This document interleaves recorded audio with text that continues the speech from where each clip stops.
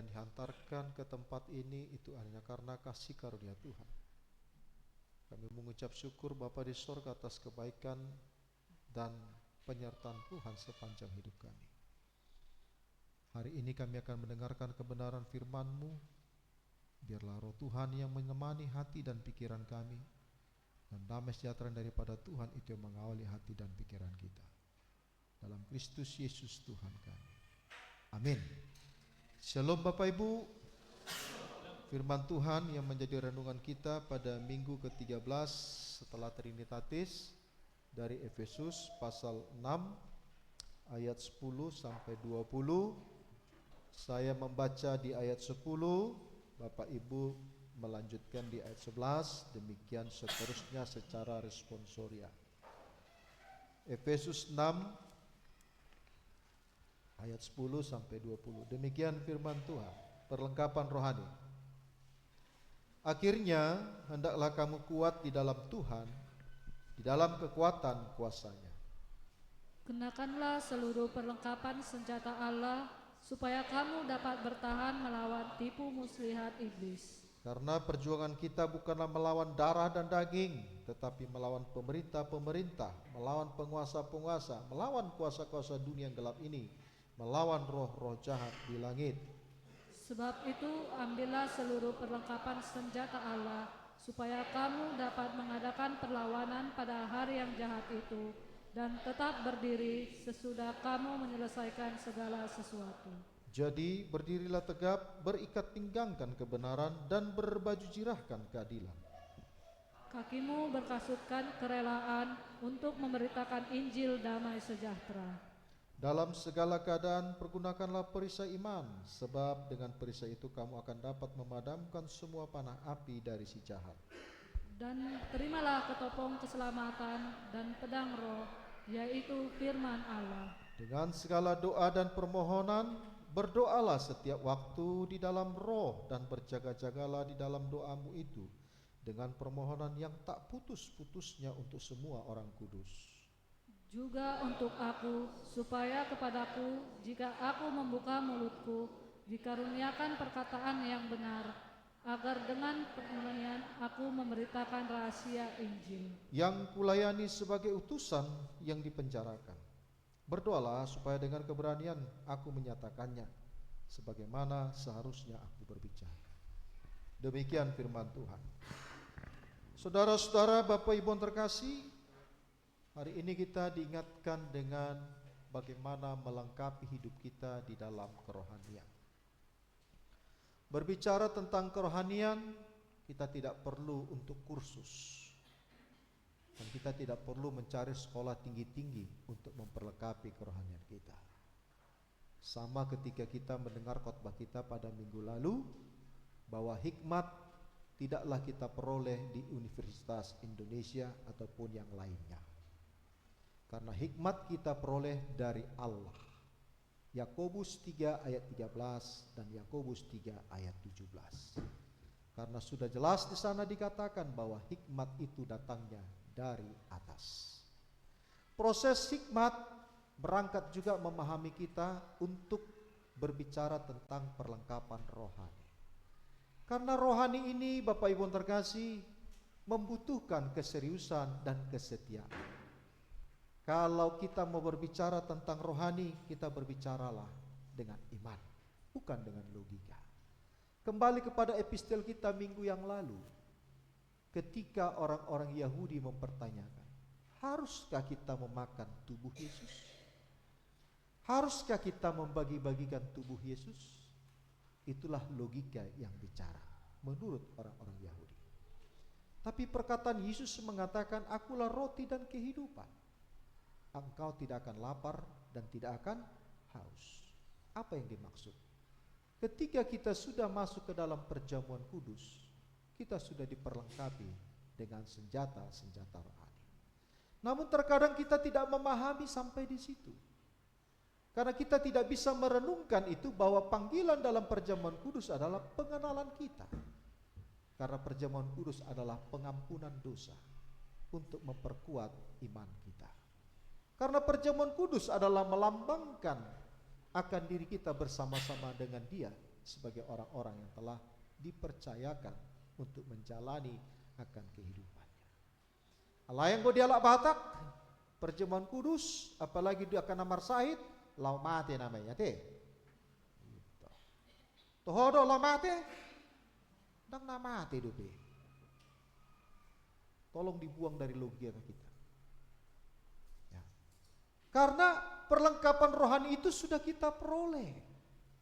Namun iman kita yang mau diuji saat ini. Kita berangkat dari pemahaman Rasul Paulus. Dia menulis surat ini ketika di dalam penjara, Bapak Ibu terkasih. Ketika di dalam penjara dia mengalami berbagai tekanan. Tapi dia mampu berkarya dan berbuat bahwa apapun yang dilakukan bagi jemaat Efesus adalah memperkuat iman mereka. Ini yang membawa kita untuk dapat memahami bahwa ketika di dalam penjara itu sendiri, dia merasakan ada tipu daya iblis yang mengganggu akan iman setiap orang di tengah-tengah kehidupan. Maka untuk memanusiakan manusia saat ini sangatlah sulit. Apalagi memanusiakan manusia untuk menjadi rohani. Oleh karena itu kalau kita perhatikan di ayat 11, kenakanlah seluruh perlengkapan senjata Allah supaya kamu dapat bertahan melawan tipu muslihat iblis. Adong do simbolis? Bapak Ibu, adakah iblis? Macam mana bentuknya?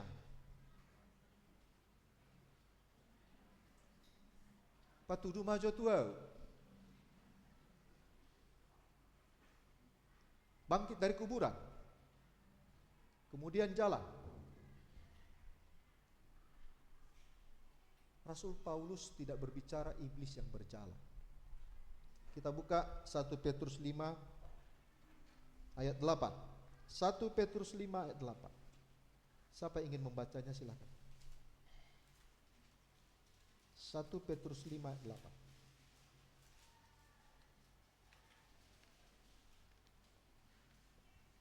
Silakan. 1 Petrus 5 ayat 8. Waspadalah dan berjaga-jagalah, lawanmu si iblis berjalan keliling sama seperti singa yang mengaum-ngaum dan mencari orang yang dapat ditelannya. Torang marohamuna dungo mahamu nama otat do alomuna simulisi songon babiyat namarua mangalului si potuton. Bapak Ibu, simbolis itu diri kita. Gak usah cari-cari setan di kuburan. Gak ada itu. Manusia itulah iblisnya. Karena konteks dalam firman ini, di mana-mana musuh kita, si iblis siap menerkam kita, di kantor, di sekolah, di bisnis, bahkan di dalam gereja. Dia ada di mana-mana dan siap menerkam bila kita lengah. Yang paling beratnya adalah ketika kita tidak mengenalnya, bahkan iblis itu sendiri akan datang dengan seperti malaikat yang kita katakan dalam 2 Korintus 11 ayat 14. Dia seperti malaikat. Manis berbicara firman Tuhan. Manis berbicara namun hati busuk. Silakan 2 Korintus 11 ayat 14. Saya tidak mau berbicara kalau tanpa ada firman tentang iblis. 2 Korintus 11 ayat 14. 2 Korintus 11 ayat 14. Hal itu tidak usah mengherankan, sebab iblis pun menyamar sebagai malaikat terang. Menyamar, maka gak usah cari simbolis.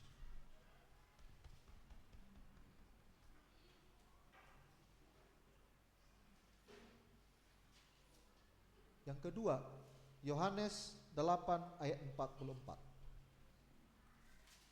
Yohanes 8 ayat 44.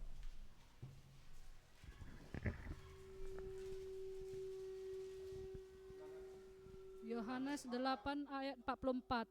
Kamu berasal dari bapamu iblis dan kamu ingin melakukan keinginan-keinginan bapamu. Ia adalah pembunuh manusia sejak semula dan tidak hidup dalam kebenaran, sebab di dalam dia tidak ada kebenaran. Apabila ia berkata dusta, ia berkata dari diri sendiri, sebab ia adalah pendusta dan bapa pendusta. Mulana marga usamu ngasih buli sok kamu.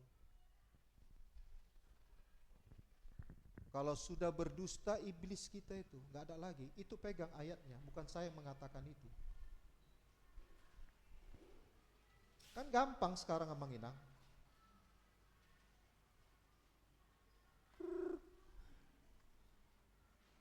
Bilang bapak nggak ada. Bapak nggak ada, Opung. Oh ya, nanti kalau bapak pulang kasih tahu ya, Pung. Iya, Pung. Apalagi kalau tukang kredit yang datang. Saudara-saudara, kita tidak perlu mengisolasi diri ketika kita berada di dunia ini. Karena Tuhan menyuruh kita berada di tengah-tengah kehidupan yang begitu luas. Karena kita disuruh untuk menghadapi akan iblis dalam kehidupan kita, bukan kita menjauhi. Tetapi kita mau mendekatkan diri dalam tanda kutip, mau melawan dia dalam kehidupan kita dengan iman. Tidak perlu dengan senjata, tidak perlu dengan cara-cara akan duniawi, tidak perlu dengan cara-cara akan mengalahkan dia melalui kekuatan kita. Tidak, hanya satu, firman Allah. Ayah dong di Bibel tahun, apakah ada di Alkitab kita ini yang akan membicarakan tentang mengusir setan? Adong dong? Ada Alkitab kita ini membicarakan tentang mengusir setan? Tidak ada. Ketika Yesus marah dan mengatakan, "Hai iblis, pergilah engkau." Itu dia lau. Itu dia lau si polisi. Itu dia. Itu babi hati itu kan? Itu B2 kan? Jadi ulang-alangi B2 B.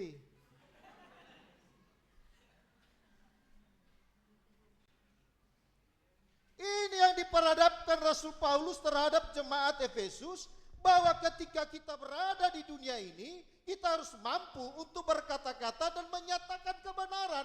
Maka kita tidak perlu menjadi sama dengan dunia. Roma 12 ayat 2. Agar kita tidak sama dengan dunia, maka kita mau berbicara tentang kebenaran seperti yang diinginkan. Yang pertama sekali adalah ketika kita mau berikat pinggangkan kebenaran. Kita tahu ikat pinggang. Kalau laki-laki tidak pakai ikat pinggang memang agak kurang keren. Ya, mau merek apapun ikat pinggang itu punya fungsi yang sangat besar. Salah satu contoh, kalau celana tidak pakai ikat pinggang saya rasa tidak menarik. Kemudian ikat pinggang juga melambangkan bagaimana kita untuk menjaga perut kita. Nah, kita belajarlah dulu Bapak Ibu terkasih tentang kebenaran. Saya pakai istilah orang Batak. Tumajom do paniat ni butuha, sian paniat ni piso parna. Tohodei, amang inang, tohodei, bah dia dong, salinai. Tumajom do paniat ni butuha, sian paniat ni piso parna. Betulkah itu? Betul. Betul. Jangan coba-coba ganggu orang yang lapar. Singa yang lapar pun jangan coba-coba diganggu. Tapi kalau kita sudah berbicara tentang perut, Bapak Ibu terkasih, kita berbicara tentang kebenaran. Karena perutlah yang mengontrol kehidupan kita. Sebab ketika kita di dalam kekenyangan, maka maun pikirata. Alai molo maledo kita, kalau kita dalam keadaan lapar, maka ini pun terganggu. Kita pun akan dimakan hidup-hidup. Belajar dari falsafah Batak. Jolo mangan maju hita. Dung butong mangan, selesai persoalan. Alai coba maju persoalan, maka tai tanpa ada si panganon. Marporak pejadi. Toh mang? Maka ketika kita sudah makan, apa kata ketua, apa kata yang dinasihatkan? Benarkah kita melakukan ini untuk kebaikan kita? Nggak setuju ya. Inakan atau kan ramai-ramai mengatakan udahlah yang benar itulah, tak perlu kita bahas, pulang lagi, yang penting sudah kenyang kita. Saudara-saudaraku, ketika Rasul Paulus mengatakan bahwa orang yang hidup di dalam kebenaran akan Allah, dia akan bebas dari rasa ketakutan, Karena dia berani, karena benar. Ketika firman kita 3 minggu yang lalu berbicara tentang kebenaran, maka disitulah jemaat akan gerasak gerusuk ketika gereja berbicara tentang aturan-aturannya. Benar atau tidak? Apalagi kalau sudah kena RPP, Ruhut Pamicangu Parhurian atau tata pengembalaan. Sogoma rohani ruasi. Benci jemaat itu kepada pendetanya. Ketika seorang berbicara tentang kebenaran, maka kita mau mencari dalam hidup kita ini. Maka Yesus ketika dia berada dalam puasanya, apa kata iblis? Hai Yesus, kau lihatlah ini seluruhnya ini. Bisa kau kuasai, makanlah roti ini. Yesus tidak makan. Karena dia mau berbicara kebenaran dan akan menjadi contoh bagi orang-orang lain. Yang kedua, baju pertahanan. Atau kita katakan berbaju jirahkan keadilan, ayat 14b. Mari kita coba buka Titus 2 ayat 8. Titus 2 ayat 8.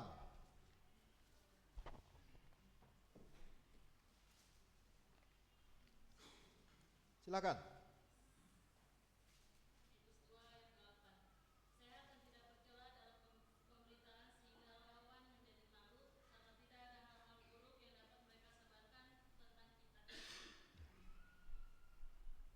Dilingkari dan dihafal mati.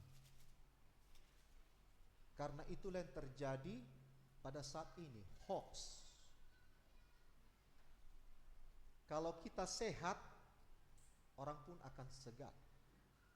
Apalagi kalau kita sehat, ada lawan kita. Ya kan? Nah, ketika kita sakit, lawan kita mengatakan, nalau mati nanai. Bapak Ibu yang terkasih, firman ini berbicara ketika Titus mengingatkan kita bahwa kita tidak perlu malu kalau kita mau memakai baju pertahanan, berbaju jirakan keadilan itu, menutupi dalam hidup kita dengan berbicara tentang keadilan dan berjalan sesuai dengan integritas kita sebagai orang Kristen. Ada kekudusan dalam hidup kita agar kita tidak dikuasai oleh simbolis. Karena simbolis itu datangnya dari mana? Nadi lambung bido simbolisi. Yang ada di sampingmu itulah setannya. Dia akan menawarkan hal-hal yang akan membuat kita menjadi orang yang tidak percaya kepada Tuhan. Jadi kalau tidak mau jadi simbolis, baik-baiklah. Makanya gak usah cari simbolis sama. Kenali aja dulu diri. Simbolis itu apa? Si botol listrik.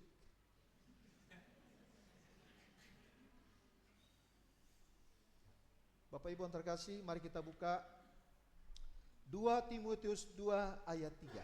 Saya main ayat-ayat, karena saya nggak mau berbicara iblis kalau tidak ada ayat-ayat yang mendukung. 2 Timotius 2 ayat 3. 2 Timotius 2 ayat 3. Ikutlah menderita sebagai seorang prajurit yang baik dari Kristus Yesus.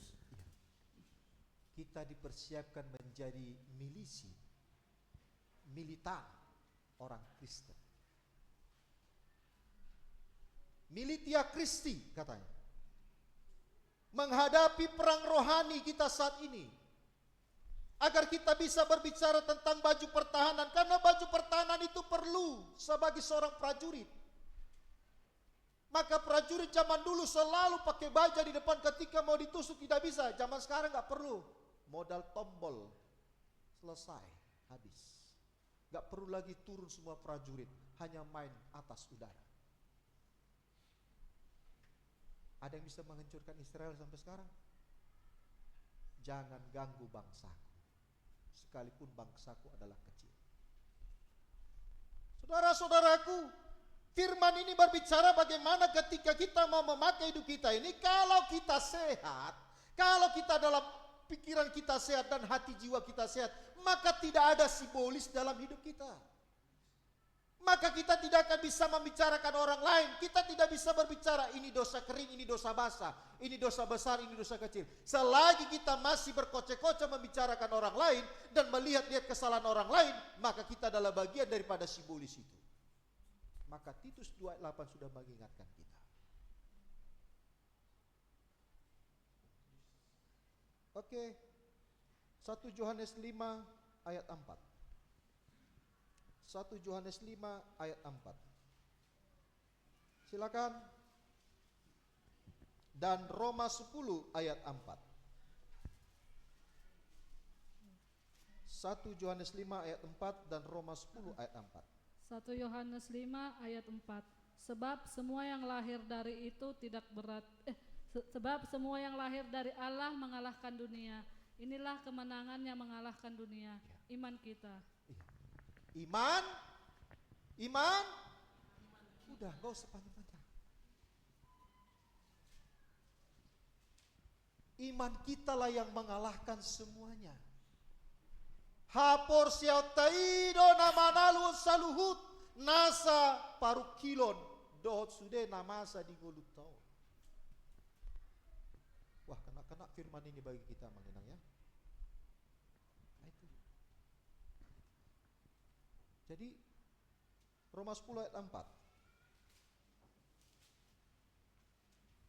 Roma 10 ayat 4. Roma 10 ayat 4. Tujuan akhir hukum Taurat adalah Kristus, sehingga kebenaran diperoleh tiap-tiap orang yang percaya. 10 ayat 4. Karena Roma 10 ayat 4. Karena ya.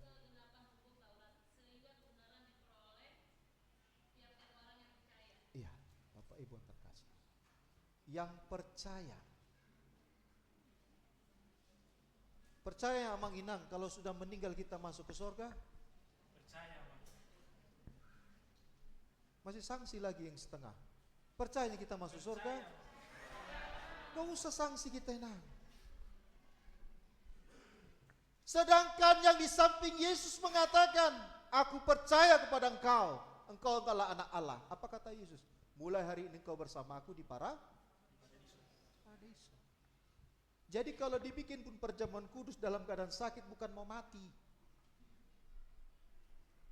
Nalo mati nama ibah. Asiroha ate. Rupanya dipanjangkan Tuhan umurnya. Yang bilang mati tadi siapa? Dia yang mati. Saudara-saudaraku, Bapak Ibu yang terkasih, bahwa berbaju jirakan atau kita katakan baju pertahanan tadi itu yang membicarakan kita dalam kehidupan kebenaran, sehingga kebenaran itulah yang membawa kita untuk menjaga integritas kita sebagai orang yang di dalam kekudusan daripada Allah. Kemudian yang berikutnya yang ketiga ayat 15. Ayat 15 dikatakan bahwa kakimu berkasutkan kerelaan untuk memberitakan Injil damai sejahtera. Bersepatu maksudnya ya.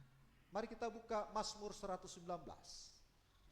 Mazmur 119 ayat 45 sampai 48. Karena adanya Alkitab makanya saya suruh buka. Kalau nggak ada Alkitab nggak saya suruh. Mazmur 119 ayat 45 sampai 48. Silakan. Saya di ayat 44. Saya mulai dari 44 ya. Aku hendak berpegang pada Tauratmu senantiasa untuk seterusnya dan selamanya. Aku hendak berpegang katanya. Aku hendak belajar. Itu pemazmur mengatakan. Aku hendak berpegang pada Tauratmu senantiasa. Artinya aku mau berpegang kepada aturan Tuhan sepanjang hidupku sebagai orang yang beriman. Kalau dikatakan aku hendak berarti mau belajar dan terus belajar. Kalau dikatakan aku hendak berarti aku mau melakukannya. Yang kedua 45. Aku hendak hidup dalam kelegaan sebab aku mencari titah-titahmu. Puas kita ketika kita sudah berdoa. Puas kita ketika kita sudah membaca firman Tuhan. Puas kita ketika kita sudah menyampaikan itu kepada Tuhan. Ada kelegaan bagi kita ketika kita mencari akan aturan-aturan yang sudah Tuhan berikan kepada kita. Kelegaan Bapak Ibu terkasih bukan kita peroleh dengan materi, tapi kelegaan kita mulai ketika iman kita sudah berbicara kepada Tuhan di dalam doa dan permohonan kita. Itu perlengkapan-perlengkapan rohani kita. Kemudian dikatakan ayat 46, Aku hendak berbicara tentang peringatan-peringatanmu di hadapan raja-raja, dan aku tidak akan mendapat malu. Bicarakanlah kebenaran sepanjang kita masih diberikan kehidupan oleh Tuhan. Walaupun dunia sudah menawarkan berbagai hal yang membawa kita jatuh ke dalam iblis, tapi kebenaran itu harus kita lakukan dalam kehidupan kita, sekalipun itu menyakitkan bagi diri kita. Dengan itu hoa menghina. Orang yang menyatakan kebenaran gak ada kawannya. Dak sidonganon be. Tidak perlu berteman dengan dia. Mampu kita apa yang dikatakan oleh pemazmur, aku hendak. Kemudian di ayat 47, aku hendak bergemar dalam perintah-perintahmu. Yang kucinta itu bergemar, menyukai, melakukan, bertindak. Seperti yang dikatakan tadi di dalam Yohanes tadi yang kita baca, bergemar. Ini gereja mengundang melalui berita jemaat ibadah pertangyangan di rumah Adui, ya kan? Paling enaknya pertangyangan, ibadah malam, keluarga dikasih makan, ya kan? Jumpa kawan senyum-senyum, pulang ke rumah langsung tidur. On seolah mojak ma dijabu tambah ma pikiran. Udah, duk tambah pikiran marsahid ma, naik ma diabetes. Besok pagi nggak bisa jalan dia. Robe mahamu tu pertangyangan amang ina. Datang ke ibadah malam keluarga enak, kumpul-kumpul, ketawa-ketawa. Selesai hari itu juga persoalan. Karena dikatakan, aku hendak bergemar dalam perintah-perintahmu yang kucintai itu. To emak dang niku ngatei. Esohiai mana rotu jabuku. Idoro ukuran. Bubarlah kita jadi Kristen kalau itu metode-metode kita. Esohiai mana rotu jabuku. Iya betul aja udah. Model-model kita kan begitu. Macam mana kita mau menerima perlengkapan rohani kalau kita sendiri pun tidak bisa membenari diri kita amat. Kami ini sulit aman. Salah berdiri, salah duduk. Menyatakan kebenaran belum tentu jemaat akan menerima semua itu. Bahkan itu akan menjadi batu sandungan. Dan mungkin bisa menjadi oposisi di salah satu suku atau satu persekutuan. Yang terakhir 48. Aku menaikkan tanganku kepada perintah-perintahmu yang kucintai, dan aku hendak merenungkan ketetapan-ketetapanmu. Merenungkan. Saudara-saudaraku, ketika kita merenungkan firman Allah, di ayat yang ke-15 tadi firman kita, kakimu berkasutkan kerelaan untuk memberitakan Injil damai sejahtera, memberitakan kebenaran firman Allah di tengah-tengah keluarga. Jangan harapkan iman anak kita kuat kalau kita tidak mengajarkan kepada anak-anak kita untuk mau duduk bersama di dalam berdoa dan belajar akan firman Allah setiap malam untuk mengingatkan mereka. Dibagi doa mang almanak dison perkeluarga sada-sada manang nama nuar sadiri do. Dibagi. Dijahamu do dijabu. Dang mangalusi. Jangan-jangan almanak itu menulis singir ni omak ni sinela. Baru beli gas. Tapi tidak pernah ada firman yang harus dibahas di sana dengan tulisan. Sayang amang, beli almanak oleh gereja dibagi gratis tapi tidak kita gunakan. Itu firman loh. Setengah mati membuat itu. 1 tahun membuat itu amang. Begitu selesai Desember dibagikan, Januari rapat lagi pendeta membuat itu. Melalui seluruh gereja. Untuk bersama-sama nats itu menjadi renungan bagi orang Kristen. Alai Roma hitauda dung dibagi sipam mai. Dung martupuk Roma goni botut. Dong istilah di sontahe. Mulai orang Medan bilang goni botut, di sontahe. Ya. Juallah di situ. Datanglah orang sana dibaca-baca. Nampak kali enggak pernah baca yang punya rumah ini bah katanya gitu. Bapak Ibu yang terkasih, ketika kita sudah memberikan diri kita, karena dalam firman ini dikatakan menyampaikan berita firman Allah itu tidak hanya tugas kami. Tidak hanya tugas si tua, tetapi seorang bapak ibu yang sudah dipercayakan sebagai imam di tengah-tengah keluarga, agar dapat menyelamatkan seisi keluarganya untuk mengenal Allah di dalam iman dan percaya. So tunggabe manimbil gelektai molo sota ajari bana marhiti hatani debata. Molo dunggabe mualaf baru memangandungi hamu sada-sada.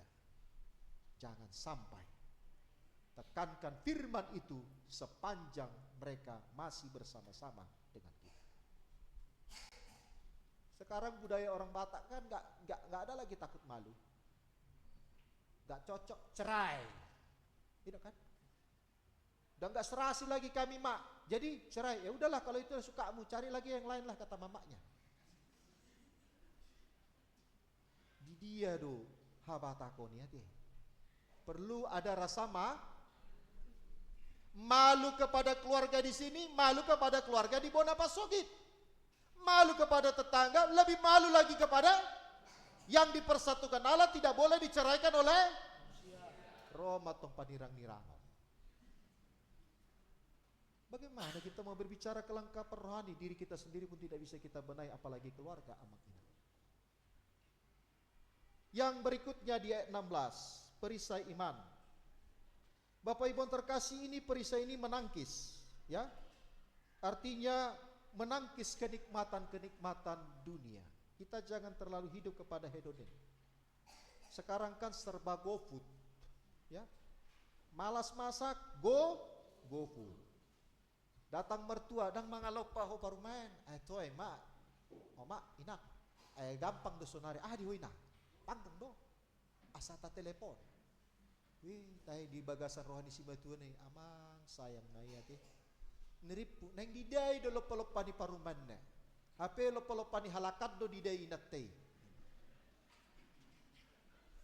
Anak gadis sekarang harus bisa masak. Itu. Jangan cepat-cepat GoFood. Mertuamu ingin menikmati masakanmu, ingin menikmati hasil karyamu. Kalau GoFood itu bisa aja satu waktu. Ini megang pisau pun gak bisa, motong bawang pun lari ke sana, lari ke sini. Nah itu dia. Yang mau saya katakan dalam firman ini Amang Inang, ketika kita berbicara bagaimana perisai iman itu untuk dapat mengalahkan dunia ini, ada satu yang membawa kita itu percaya. Percayalah kepada Yesus yang menyertai sepanjang hidup kita. Hari ini kita boleh duduk bersama oleh karena Yesus yang menemani kita, bukan karena kekuatan-kekuatan yang lain. Maka buku Kidung Jemaat kita nomor 339 yang mengatakan lagu apa tuh? Maju Laskar Kristus. Ya, maju Laskar Kristus. Bagaimana kita mau maju dengan kekuatan-kekuatan yang ada diberikan Kristus kepada kita. Saudara-saudaraku, yang kelima ayat 17. Dan terimalah ketopong keselamatan. Ketopong itu maksudnya adalah seperti tentara yang ada bulu-bulunya di atas itu ya. Ketopong. Itu melindungi kepalanya. Karena itulah yang menjaga kepala. Ikan busuk dimulai dari mana? Bapak Ibu, ikan busuk dimulai dari mana? Dari kepala. Tidak pernah dari ekor dan dari badan. Maka kalau busuk keluarga itu dimulai dari mana? Orang tua. Kalau keluarga tidak beres dimulai dari mana? Dari orang tua. Ide benai didok dan dautu bisian. Ini firman yang mengingatkan kita bahwa ada satu kepastian bagi kita ketika kita sudah diselamatkan oleh Tuhan Yesus dan kita sudah dimenangkan dan kita diberikan kehidupan untuk masuk dalam kerajaannya. Maka bila kita sudah memiliki kepastian keselamatan, maka kita tidak mau akan dikalahkan oleh apapun. Sotung ditalul sibolisiamu, sotung ditalul portibiot dohamu. Jangan mau kita dikalahkan setan dan dunia ini. Kalau kita sudah dikalahkan setan dan dunia ini, alamat bakal kita tidak lagi mengenal yang namanya doa. Oleh karenanya Amang Inang, yang berikutnya di ayat 17, pedang roh. Ini ikotalulo bolis benota marite pedang roh ya, ayat 17, yaitu apa? Firman Allah. Menyerang dalam pertahanan ya. Ketika kita dengan firman yang kuat, amang inang, serangan simbolis apapun tidak akan kuat. Mari kita buka. Ibrani pasal 4 ayat 12. Ibrani pasal 4 ayat 12. Kami persilakan. Ibrani 4 ayat 12. Oke, kami persilakan.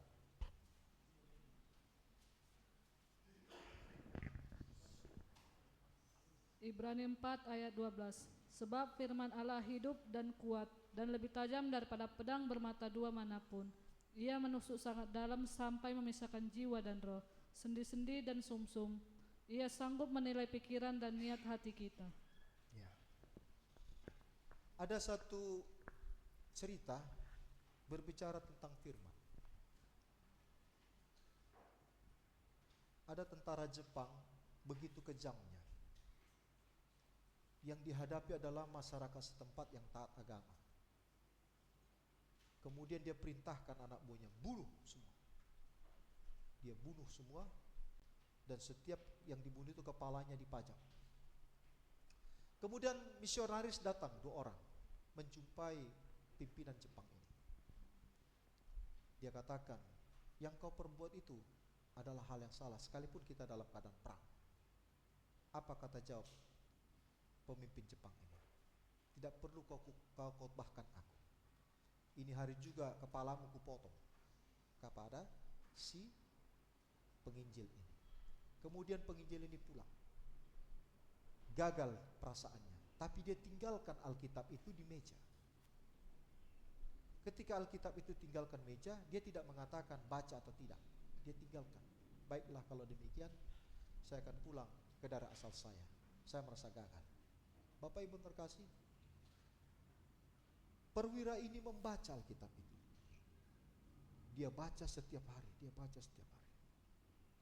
Ketika dia menemukan ayat itu yang mengatakan ketika Yesus berada di kayu salib dan ditusuk lambung, disitulah dia baru paham bahwa aku telah membunuh Tuhanku. Saudara-saudaraku, Bapak Ibu terkasih, firman Allah itu boleh kita katakan memang tidak enak dibaca. Lebih enaknya kita baca status, ya kan? Lebih enak kita mengkomen-komen status orang ketimbang kita membaca firman. Hola di cahapes ayat. Bodoh. Tapi kalau HP berjam-jam. Tapi ketika firman dibuka, maka simbolis datang dan mengganggu mata kita. Akhirnya kita mengantuklah, modok-odok, lasta popo udah mabibeli.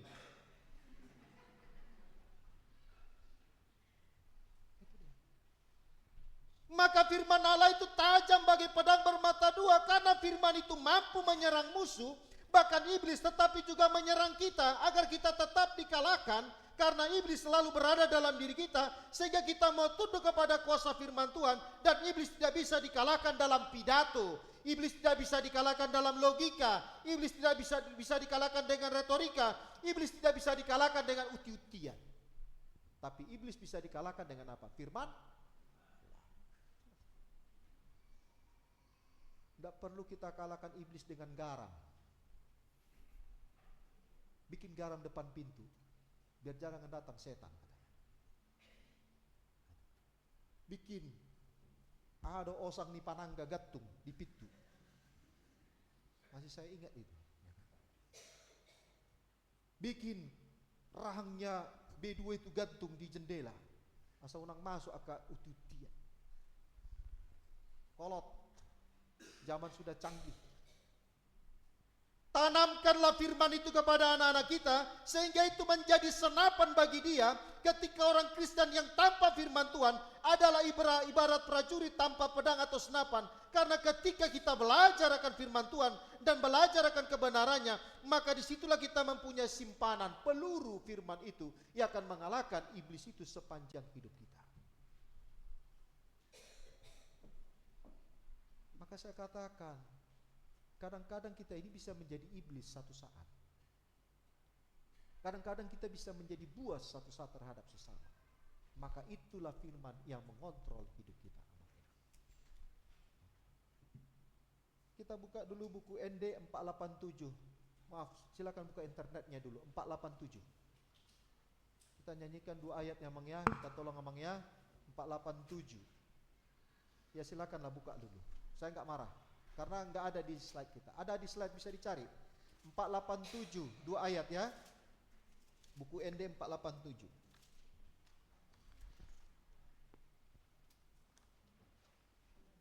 Silakan. Udah ketemu? 487. Kita nyanyikan Amang Inang ya.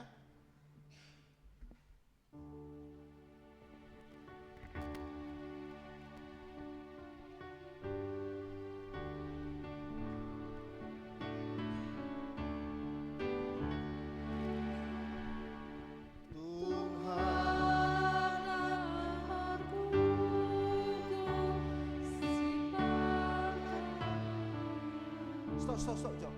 Aina lupa dah hitam martabata. Waduh hitam. Tunghalak na margogo si partangiyangi. Dadam dada dada dada dada dada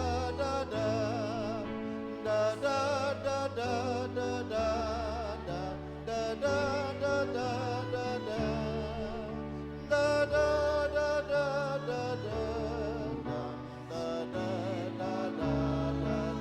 ayat 2.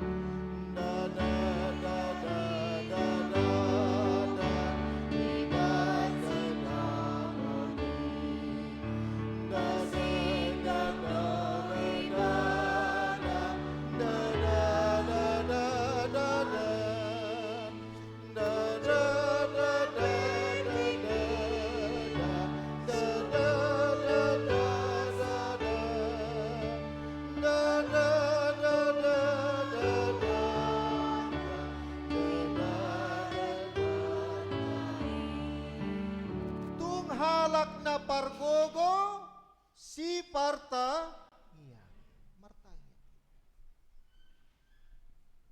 Kepelegaan kita ketika kita berdua berbicara kepada Tuhan. Tidak usah kau buat status dan menghina. Eda, sakit kali lah aku rasa Eda. Seret, 2 menit 2 detik cat. 3 menit kemudian sudah ratusan. Tuhan, aku belum lega dengan persoalan-persoalan. Ito ala Kristen. Una pula pabubuo tu portillo. Semua membaca, tahu keburukan kita dan kebobrokan kita. Tetapi bisa saja hal itu sebagai sesuatu hal bagi kita yang tidak bermanfaat. Sekecil itu orang akan memandang kita. Di dia doha porsiom di mana iman?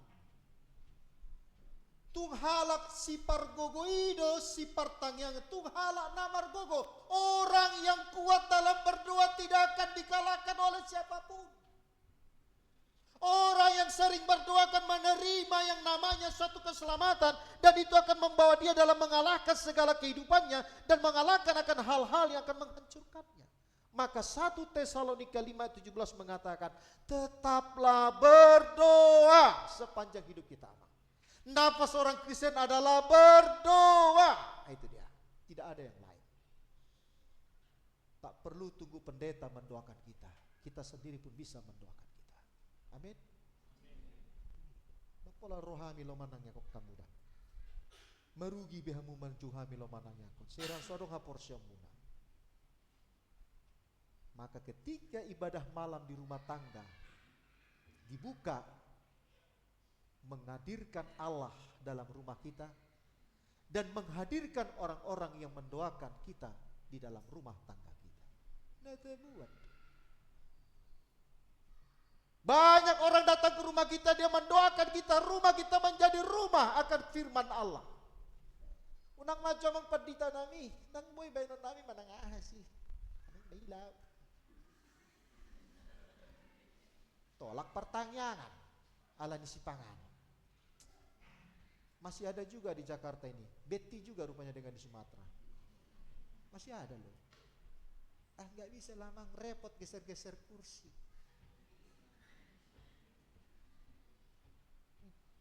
Bapak Ibu, ibadah keluarga yang dilakukan oleh gereja ketika orang-orang datang mendoakan kita, itu berkat bagi kita.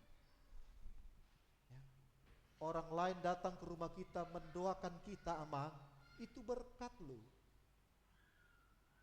Ketika orang lain datang bernyanyi di rumah kita, itu berkat. Kenapa kita tolak Tuhan datang ke rumah kita? Karena yang terakhir dikatakan dalam firman inilah, berdoalah supaya engkau dalam keberanian menyatakannya sebagaimana engkau harus berbicara. Bolehlah dia berdoa dalam kehidupannya, tapi ketika kita mau dikatakan dalam firman ini agar kita dapat bersukacita dalam pengharapan, sabarlah dalam kesesakan, dan disitulah kita akan memperoleh kekuatan di dalam doa. Amang ina, aku udah ngadu di hitam mau disuruh berdoa takut. Mumpung masih gratis kita harus mau berdoa. Sempat membayar berdoa sulit kita nanti. Ada orang yang pupak. Amang bikin doa lama, Inang bikin doa syafaat, inangnya, aduh lupa kacamataku, Amang nggak bisa kulihat. Apa hubungan doa dengan kacamata?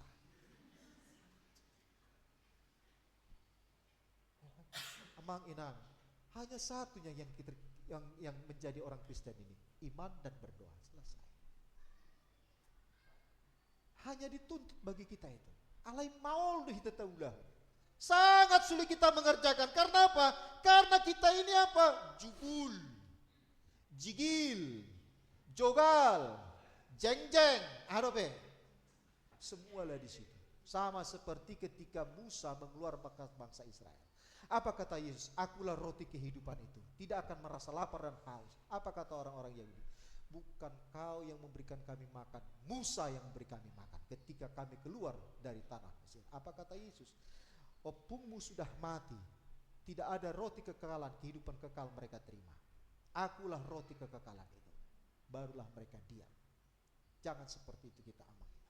Kehidupan kekekalan kita hanya bagaimana kita mau melakukan firman Allah sebagai senjata dan perlengkapan rohani. Bahkan iman kita diproses dalam hidup kita sehingga kita mau hidup di dalam, agar kita menjadi orang-orang yang dapat mengalahkan iblis itu sepanjang hidup kita.